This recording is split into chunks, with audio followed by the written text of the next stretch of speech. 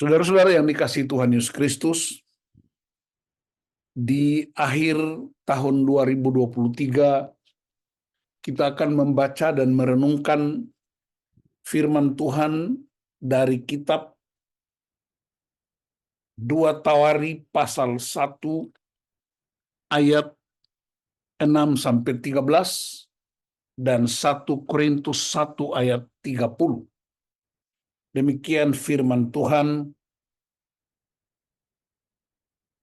Salomo mempersembahkan kurban di sana di hadapan Tuhan di atas mesbah tembaga di depan kemah pertemuan itu. Ia mempersembahkan 1000 kurban bakaran di atasnya. Pada malam itu Allah menampakkan diri kepada Salomo dan berfirman kepadanya, "Mintalah apa yang perlu kuberikan kepadamu." Kata Salomo kepada Allah, "Engkau yang telah menunjukkan kasih setiamu yang besar kepada Daud, ayahku, dan telah mengangkat aku menjadi raja menggantikan dia. Sekarang ia Tuhan Allah, kiranya diteguhkan janjimu kepada Daud ayahku, sebab engkau telah mengangkat aku menjadi raja atas suatu bangsa yang banyaknya seperti debu tanah. Berilah sekarang kepadaku hikmat dan pengertian, supaya aku dapat bertindak sebagai pemimpin bangsa ini. Sebab siapakah yang dapat menjadi hakim atas umatmu yang besar ini?"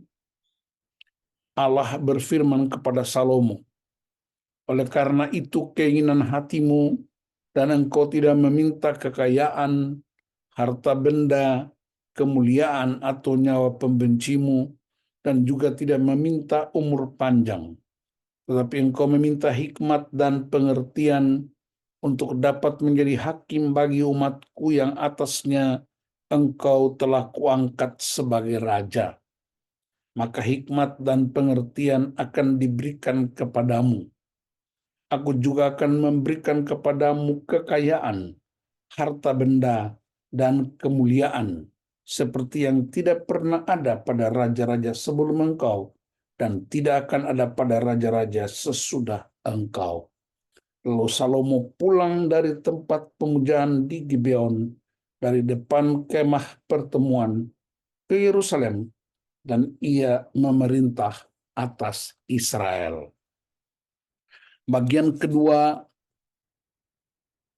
dalam Perjanjian Baru, 1 Korintus pasal 1 ayat 30. "Namun oleh Dia kamu berada dalam Kristus Yesus, yang oleh Allah telah menjadi hikmat bagi kita, yang membenarkan, menguduskan, dan menebus kita." Shalom jemaat yang dikasihi Tuhan Yesus Kristus. Dalam ibadah akhir tahun ini kita semua berjumpa melalui teknologi Zoom online. Dan saya berdoa supaya sekalipun melalui teknologi Zoom online, kita tetap mengalami perjumpaan dengan Tuhan melalui firman Tuhan. Tema akhir tahun ini ialah hikmat itu mengakhiri dan mengawali perjalanan.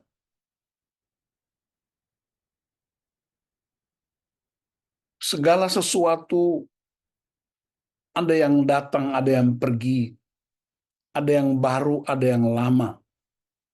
Bahkan penulis kitab Pengkhotbah yang juga adalah penulis kitab Amsal, Raja Salomo, selalu mempertentangkan dua prinsip antara terang dan gelap, baik buruk, tinggi rendah, semuanya dibandingkan untuk menunjukkan bahwa manusia itu terbatas, tapi Tuhan Sang Pencipta itu tidak terbatas.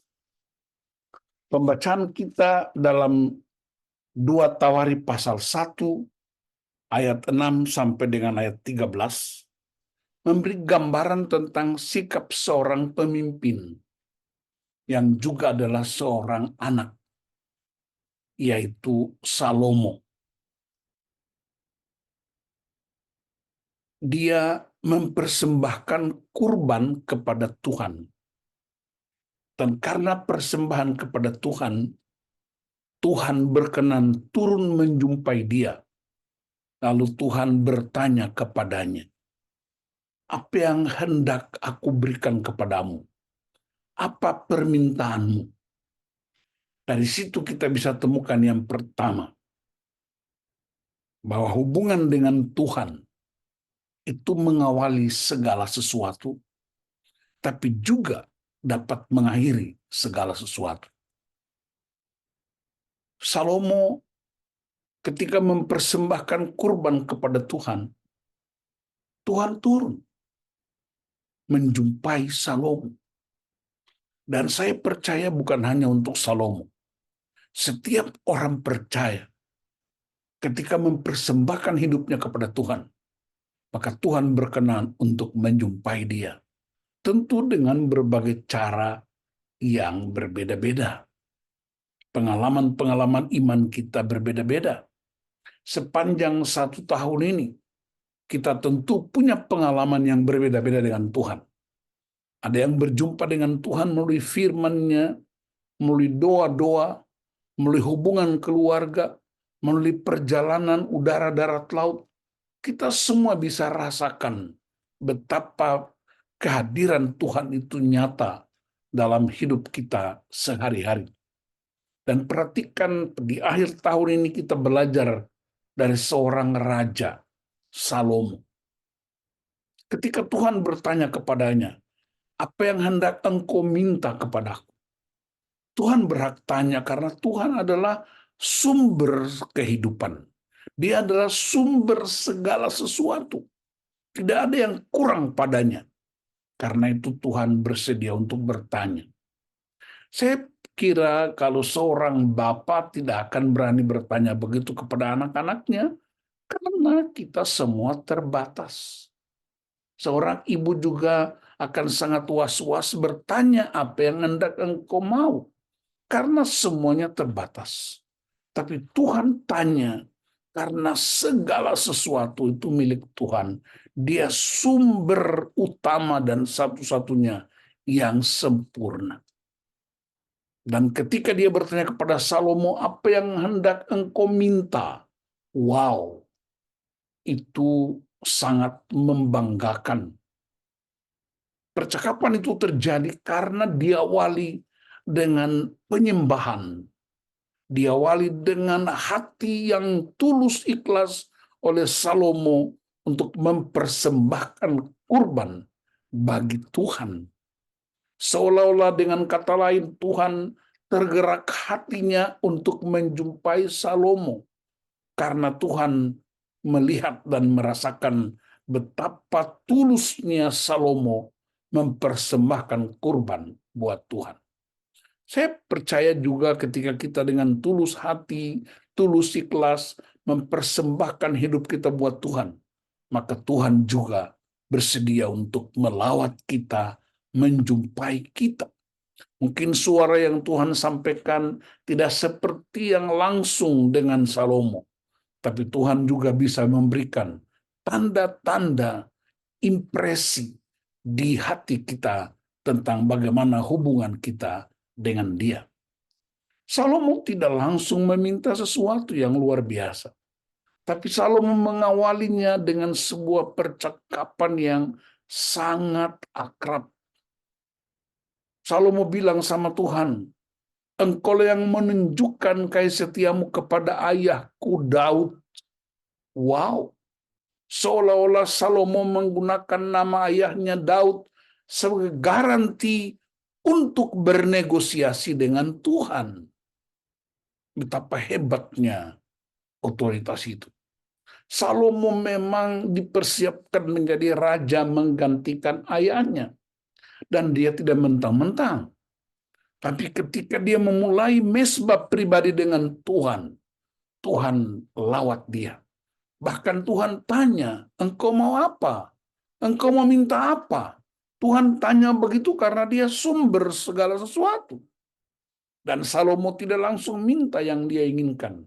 Tapi dia menggunakan nama bapaknya sebagai garansi untuk bernegosiasi dengan Tuhan. Pesan pertama di akhir tahun buat kita, para pria, para wanita, suami istri, mari kita menjadi garansi buat anak-anak kita bernegosiasi dengan Tuhan. Karena Salomo juga tahu bagaimana kedekatan ayahnya dengan Tuhan. Kemudian Salomo minta. Dalam tradisi raja-raja, ada 5 kebutuhan pokok. Kebutuhan-kebutuhan untuk raja-raja di zaman itu ialah kekayaan, harta benda, kemuliaan, nyawa pembenci, dan umur panjang. Karena itu pride dari seorang raja. Itu tanda-tanda ciri-ciri bagi seorang pemimpin di waktu itu. Harus ada kekayaannya karena menjadi otoritas untuk memimpin. Harus ada kemuliaan, diagungkan, dielu-elukan, tidak bisa disentuh sembarangan. Nyawa pembenci itu apa? Musuh-musuh harus takluk kepada sang raja. Dan yang berikutnya, harta benda yang melimpah karena tidak hanya untuk kepentingan raja, tapi untuk kepentingan rakyatnya. Dan yang kelima itu, umur panjang. 5 ini menjadi kebutuhan utama seorang raja. Tetapi untuk Salomo, 5 ini bukan kebutuhan utama. Justru kebutuhan utama Salomo ialah dia meminta hikmat. Meminta hikmat kepada Tuhan. Alasannya karena dia sedang memimpin sebuah bangsa yang besar. Yang jumlahnya katanya seperti pasir di laut. Jadi begitu banyak sekali jumlah umat itu. Dan Salomo meyakini betul bahwa memimpin umat sebanyak ini tidak cukup dengan 5 modal itu. Harta benda, kekayaan, kemuliaan, nyawa pembenci, dan umur panjang.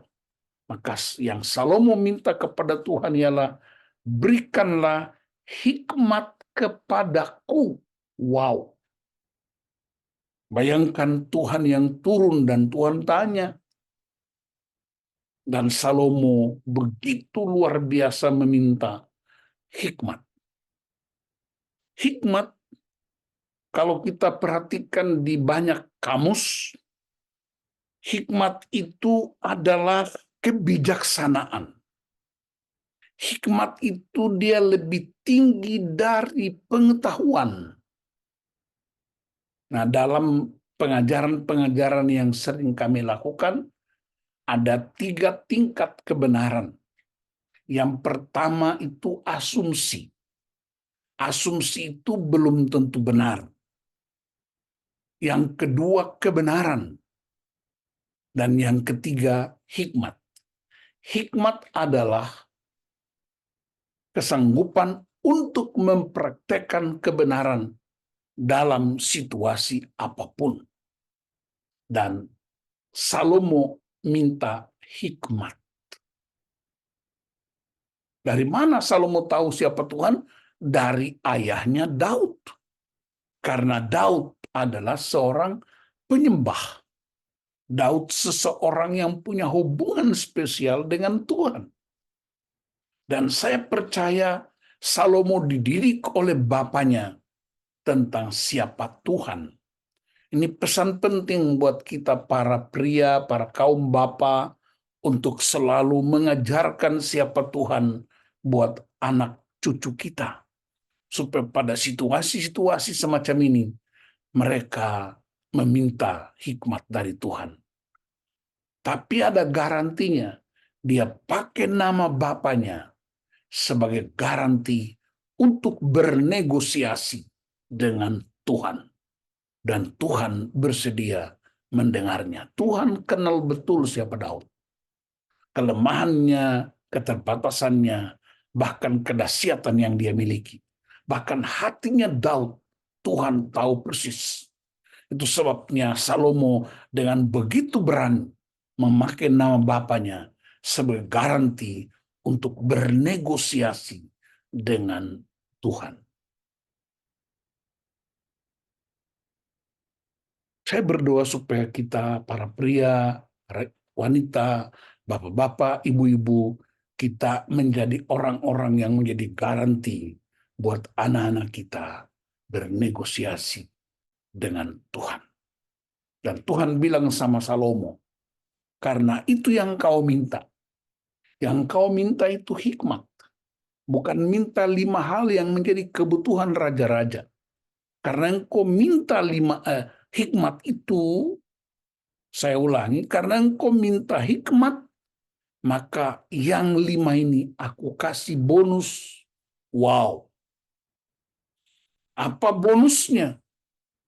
Bonusnya ialah kekayaan.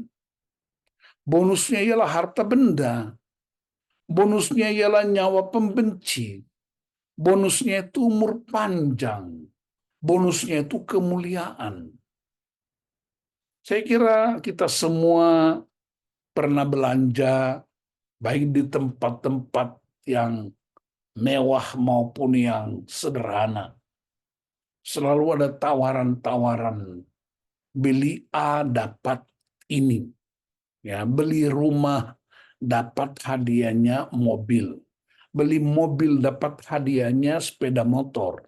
Beli sepeda motor hadiahnya sepeda. Beli sepeda hadiahnya bando. Itu kira-kira selalu dalam praktek perbisnisan ada yang utama, tapi juga ada bonus. Karena kebaikan hati dari orang-orang yang menjualnya. Tetapi dalam hal ini Salomo tidak mencari bonusnya, tapi dia mencari hadiah utama, yaitu apa? Hikmat, karena dia tahu siapa dia. Dia tahu posisinya. Posisinya dia adalah raja. Posisi untuk memimpin umat yang begitu banyak. Umat ini berbeda-beda pandangan. Umat ini berbeda-beda latar belakang. Umat ini berbeda-beda ekspektasinya. Dan karena itu tidak mungkin dipimpin dengan kekayaan, harta benda, umur panjang, nyawa pembenci, dan kemuliaan. Tapi dia minta hikmat dari Tuhan. Karena Tuhanlah sumber hikmat itu. Dan ketika Tuhan mendengar permintaan itu, Tuhan bilang, aku berikan kepadamu hikmat itu. Tetapi 5 yang lain ini aku tambahkan. Nah, sesuatu yang ditambahkan namanya bonus. Berarti bonusnya apa? Kekayaan. Bonusnya apa? Harta benda. Bonusnya apa? Umur panjang. Bonusnya apa? Kemuliaan. Bonusnya apa? Nyawa pembenci. Tapi yang utama ialah apa? Hikmat. Sekali lagi, hikmat adalah kemampuan untuk menerapkan kebenaran dalam situasi apapun juga. Nah, belakangan Rasul Paulus menulis kepada jemaat di Korintus. Dalam pembacaan kita yang kedua, 1 Korintus pasal 1 ayat 30. Apa itu hikmat? Paulus berkata, oleh Dia kamu berada dalam Kristus Yesus, yang oleh Allah telah menjadi hikmat bagi kita. Ternyata hikmat itu termanifestasi dalam diri Tuhan Yesus Kristus. Hikmat itu mengawali perjalanan, tapi juga mengakhiri perjalanan kita. Mari kita bikin semacam tracing back. sepanjang tahun 2023. Apa yang kita minta dari Tuhan? Mungkin kita berdoa minta umur panjang, mungkin kita berdoa minta kekayaan, minta supaya musuh-musuh disingkirkan. Kita minta apa saja itu tidak ada yang salah. Tetapi hari ini di hari terakhir tahun 2023, orang Ambon menyebutnya kunci tahun. Kunci tahun ini kita belajar dari seorang pemimpin, Salomo. Dia tidak minta apapun kecuali hikmat. Dia minta hikmat, wisdom untuk memimpin. Dan kita tahu perjalanan Salomo ketika dia memimpin Israel dengan begitu bijaksana. Sekalipun dia hidupnya memang menyedihkan, tapi di awal perjalanannya dia mengalami big shot yang luar biasa. Karena itu pelajaran penting buat kita di malam akhir tahun ini. Yang pertama ialah Tuhanlah sumber segala hikmat. Tuhanlah sumber segala pengetahuan. Tuhanlah sumber kehidupan. Dan dia sendiri adalah hikmat itu. Dia sendiri adalah kehidupan itu. Maka mari kita mempersiapkan persembahan hidup kita seutuhnya kepada dia. Dan dia berkenan turun menjumpai pribadi kita, menjumpai keluarga kita. Dan dia akan bertanya, apa yang hendak kamu minta kepadaku? Salomo mengajarkan kita, tidak minta kekayaan, harta benda, tidak minta nyawa pembenci, tidak minta kemuliaan, tidak minta umur panjang, tapi dia minta hikmat dan kebijaksanaan. Untuk apa hikmat dan kebijaksanaan? Untuk memimpin bangsanya. Maka seorang pria minta hikmat kebijaksanaan untuk memimpin keluarganya. Seorang pemimpin minta hikmat kebijaksanaan untuk memimpin gerejanya, memimpin orang-orang yang dipercayakan kepadanya. Bukan berdasarkan maunya kita, ekspektasi kita, pengetahuan pribadi kita, tapi memimpin dengan hikmat Allah. Dan ingat, siapakah hikmat itu? Ternyata hikmat itu adalah Yesus Kristus Tuhan. Berarti Yesus Kristus Tuhan adalah yang utama dan terutama. Dan yang lain akan ditambahkan kepadamu. Itu juga yang dikatakan Yesus dalam pengajaran di bukit dalam Matius pasal 6 ayat 33. Carilah dahulu kerajaan Allah dan kebenarannya, maka semuanya akan ditambahkan kepadamu. Kata ditambahkan artinya bonus. Kata ditambahkan itu artinya hadiah. Maka mari kita berlomba-lomba mengakhiri tahun 2023 dengan hikmat dari Tuhan dan memasuki tahun 2024 juga dengan hikmat. Hikmat itulah yang mengawali perjalanan dan hikmat itu pula lah yang akan mengakhiri perjalanan kita. Bapak Ibu Saudara-saudara yang dikasihi Tuhan, kalender tahunan itu bukan penetapan Tuhan, itu penetapan manusia. Penanggalan-penanggalan itu penetapan manusia. Berarti Tuhan itu tidak bisa dibatasi berdasarkan kalender-kalender kita. Tuhan tidak bisa dibatasi berdasarkan agenda-agenda kita.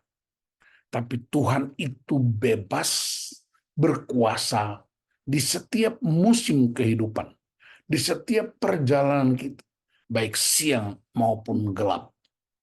Maka jangan banyak terikat dengan pergantian tanggal, pergantian bulan, pergantian tahun. Anak saya, Kevin, Kalau bicara sesuatu yang serius, dia bilang begini, biasa aja Pak, biasa aja mah. Artinya apa? Nggak usah terlalu lebay dengan penanggalan-penanggalan. Bahwa 2023 akan berakhir, 2024 akan mulai lagi. Bukan itu yang penting. Tapi yang paling penting ialah dengan siapakah kita berjalan. Untuk siapakah kita mengarungi perjalanan.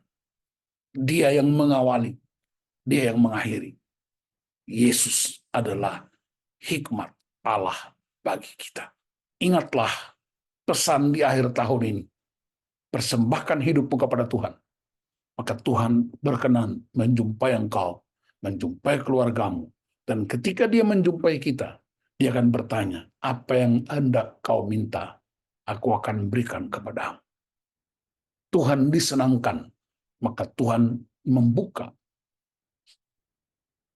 tingkap-tingkap langit untuk mencurahkan berkat. Apa berkatnya? Bukan barang, tapi seorang pribadi, Yesus Kristus Tuhan. Itulah yang utama dan terutama dalam hidup kita. Selamat mengakhiri tahun 2023 dengan penuh hikmat, tapi juga dengan hikmat yang sama dalam Kristus.